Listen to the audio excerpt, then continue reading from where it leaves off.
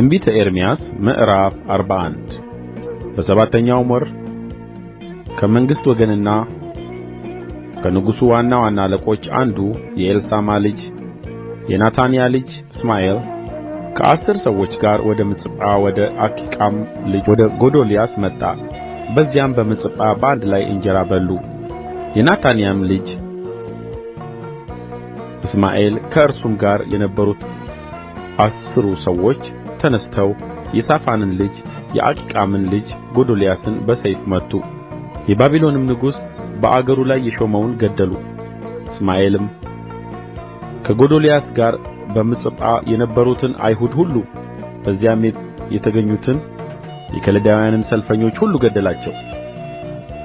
ጎዶልያስን ከገደለ በኋላ ማንም ሳያውቅ በሁለተኛው ቀን ጢማቸውን ላጭተው ልብሳቸውንም ቀድደው ገላቸውንም ነጭተው ወደ እግዚአብሔር ቤት ያቀርቡ ዘንድ የእህል ቍርባንና ዕጣን በእጃቸው እየያዙ 80 ሰዎች ከሴኬምና ከሴሎ ከሰማርያም መጡ።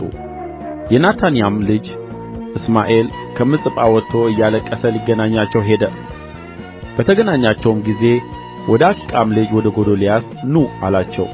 ወደ ከተማም መካከል በመጡ ጊዜ የናታንያ ልጅ እስማኤል ከእርሱም ጋር የነበሩ ሰዎች ገደሉአቸው፣ በጕድጓዱም መካከል ጣሉአቸው። በመካከላቸውም እስማኤልን ከሜዳ የተሸሸገ ስንዴና ገብስ ዘይትና ማርም አለንና አትግደለን የሚሉት 10 ሰዎች ተገኙ።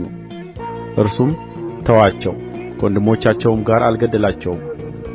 እስማኤልም ከጎዶልያስ ጋር የገደላቸውን የሰዎችን ሬሳ ሁሉ የጣለበት ጕድጓድ ንጉሡ አሳ የእስራኤልን ንጉሥ ባኦስን ስለ ፈራ የሠራው ጕድጓድ ነበረ። የናታንያም ልጅ እስማኤል የገደላቸውን ሞላበት። እስማኤልም በምጽጳ የነበረውን የሕዝቡን ቅሬታ ሁሉ የንጉሡን ሴቶች ልጆች የዘበኞቹም አለቃ ናቡዘረዳን ለአኪቃም ልጅ ለጎዶልያስ የሰጠውን በምጽጳ የቀሩትን ሕዝብ ሁሉ ማረካቸው። የናታንያም ልጅ እስማኤል ማርኮ ወደ አሞን ልጆች ይሄድ ዘንድ ተነሣ። የቃሬያም ልጅ ዮሐናን ከእርሱም ጋር የነበሩ የጭፍራ አለቆች ሁሉ የናታንያ ልጅ እስማኤል ያደረገውን ክፋት ሁሉ በሰሙ ጊዜ ሰዎቹን ሁሉ ይዘው ከናታንያ ልጅ ከእስማኤል ጋር ሊዋጉ ሄዱ። በገባዖንም ባለው በታላቁ ውኃ አጠገብ አገኙት።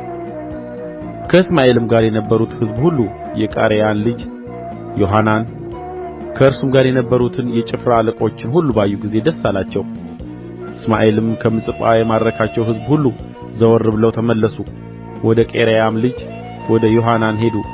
የናታንያ ልጅ እስማኤል ግን ከ8 ሰዎች ጋር ከዮሐናን አመለጠ፣ ወደ አሞንም ልጆች ሄደ።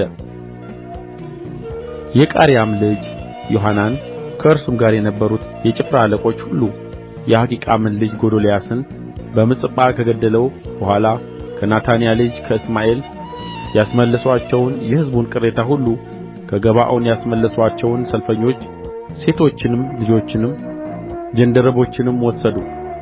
ተነሥተውም ወደ ግብጽ ይሄዱ ዘንድ በቤተ ልሔም አጠገብ ባለው በጌሮት ከመዓም ተቀመጡ።